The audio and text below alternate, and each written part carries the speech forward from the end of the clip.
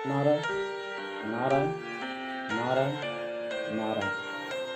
अपने ही कर्म फल से जीव दुखी और सुख भोगता है। मनुष्य अगर दुखी है तो अपने ही कर्म से, और सुखी भी है तो अपने ही कर्म से।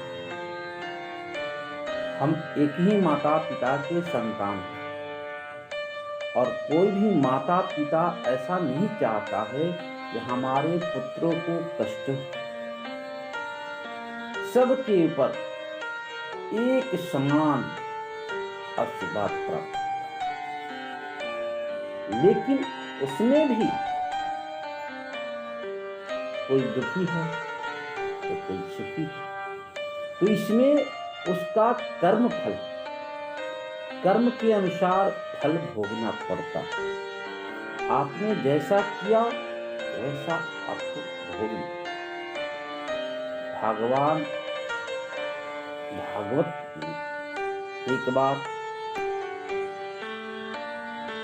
जब इंद्र की पूजन हो रहा था तो माता जसोदा ने भगवान कृष्ण को नंद बाबा के यहाँ, भगवान ने पूछा, माँ ये सब किसके लिए पूजा पाठ? माँ ने कहा, ये इंद्र की पूजन विस्तार के लिए नंद बाबा के पास गए। नंद बाबा से पूछे, बाबा ये किसकी पूजा के लिए है?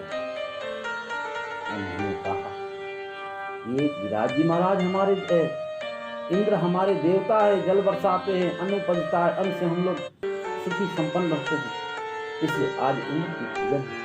बाबा ने कहा, बाबा, मेरे कन्या ने बाबा से कहा, बाबा कर्मणा जायते जंतु कर्मणैव लीयते, सुखम दुखम भयम क्षेमम कर्मणैवाधिपद्यते। बाबा कोई इंद्र की पूजन नहीं, यहाँ कर्म से ही मनुष्य या जीव का जन्म होता है और कर्म से ही उसका पतन भी होता है। इंद्र तो पद है, प्राप्त किए हैं, आदेश होता है वरुण देव जल, आपके कर्म के अनुसार भक्त के अनुसार आपका अन्न पकता है। बाबा इसमें कोई इंद्र की पूजन नहीं है। यहाँ तो पूजन करने के लिए हमारे गिरिराज जी महाराज है, जो हमारे और हमारे सारे परिवार की गौओं की रक्षा करते हैं। इसलिए आज के बाद इंद्र पूजन बंद। और कहते हैं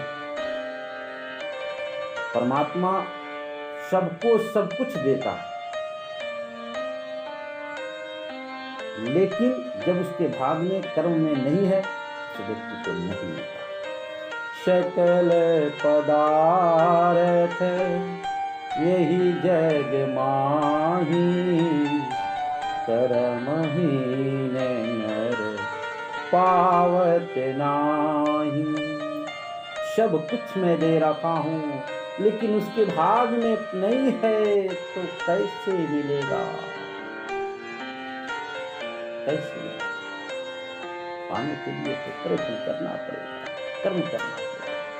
100 जन्मों का भी कर्म भोगना पड़ता है। आपका कर्म आपके पीछे पीछे छाया बन करके चलो। भगवान के हाथ में मात्र हान लाभ जीवन मरण यश अपजस विधि हाथ, बाकी सारे संसार में दे रखे। लो संभालो अपनी बुद्धि से, अपने विवेक के द्वारा, और इसे उपयोग भी करो। भगवान ने सब कुछ दे रखा है, लेकिन बस हान लाभ जीवन मरण यश अपजस ये भगवान अपने हाथ, ये तो सब भगवान। अब उसके कर्म के अनुसार कर्म करते हैं और हम भगवान को दोष देते हैं कि मुझे नहीं मिला, भगवान ने मुझे नहीं दिया। प्यारे, आप भी कर्म करो, कर्म से ही आपको फल की प्राप्ति हो सकती है। कर्म करो। एक बार माता पार्वती एक दुखी जीव को दे करके भोलेनाथ जी के पास जाकर के हाथ जोड़ती है और प्रार्थना करती है, प्रभु ये जीव बड़ा कष्ट में, माँ ममतामयी है, माँ करुणामयी है, आप थोड़ी इसके ऊपर दया कर दो।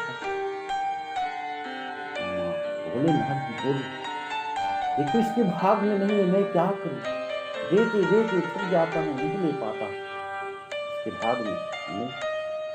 एक बार प्रयत्न किया गया, माता पार्वती की बात को सुन करके भाव विभोर हो, बोले कि ठीक, आप तो ममता नहीं हो, करुणा नहीं हो, मैं जरूर। और भगवान भोलेनाथ उस जीव के सामने जिस रास्ते से वो जा रहा था, उसी रास्ते में एक असरफी घड़ा खड़ा, वो असरफी घड़ा रख करके अपने पेड़ के आंट में जाकर के छिप जाते, और वह व्यक्ति, वह जीव, कर्महीन व्यक्ति चलते जा रहा। उसके मन में ख्याल आया, अरे अंधा सब कैसे चलता है, अंधे लोग कैसे चलते हैं, थोड़ा देखा जाए। हम अंधे का एक्टिंग करने लगे, आंख बंद करा, चलते रहा, रास्ता चलते रहा, पगडंडी चलते, घड़ा पास में आया, घड़ा निकल गया पीछे, पीछे गया तो फिर आंख खोला, जैसा रास्ता। भोलेनाथ जी मुस्कुराए, देखो भाग में नहीं, अब आंख खोला, बेचारा कर्महीन नट। माता पार्वती,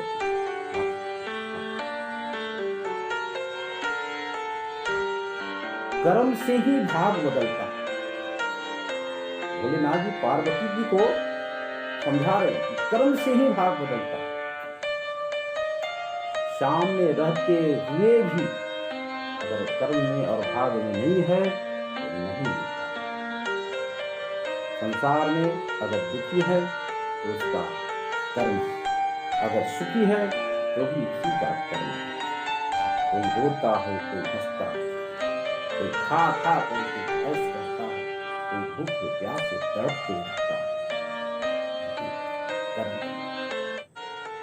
इसलिए सुंदर कर्म कर सुखी रहने की आदत रखें। कोई राजा है तो उसका अपना कर्म है, कोई रंग है तो कोई उसका अपना, कोई शरीर से लाचार से जैसे भी है तो बस यही समझ लेना है, उसका ही कर्म उसको दंड दे रहा है। इसलिए सुंदर कर्म करें, और सुंदर कर्म करने के लिए सत्संग में जाया है, और सत्संग में जा करके कुछ तपस्या करें। यहाँ आने के बाद कर्म कर करके, तपस्या कर करके सब कुछ प्राप्त किया जा सकता है। तो तपस्या कर्म के माध्यम से किया, आप भी सुखी रह सकते हैं। तो हम तो दूसरे को देख करके जलते रहते हैं, वो आगे बढ़ रहा है, मैं कैसे दबते जा रहा हूं, उसको गिराने के पीछे पड़े हैं, और इसी के चलते हम भी गिरते जा रहे हैं। दूसरे के देख करके जलो मत, तुम्हें भी परमात्मा ने सुंदर शरीर दिया है, हाथ पैर नाक मुंह कान, इतनी सुंदर वस्तु, भाग में नहीं है तो कर्म करो, भाग बन जाओ। कर्म ही कर्म प्रधान, कर्म प्रधान, कर्म प्रधान, कर्म करो, सुंदर करो। अगर किसी को आप सम्मान दोगे तो आपका भी सम्मान होगा, अगर आप किसी को अपमान करोगे तो आपका भी अपमान होगा। जीवन में सुखी और आनंदित रहना है तो सुंदर कर्म करो और आगे की ओर बढ़ते जाओ। जय श्री राम।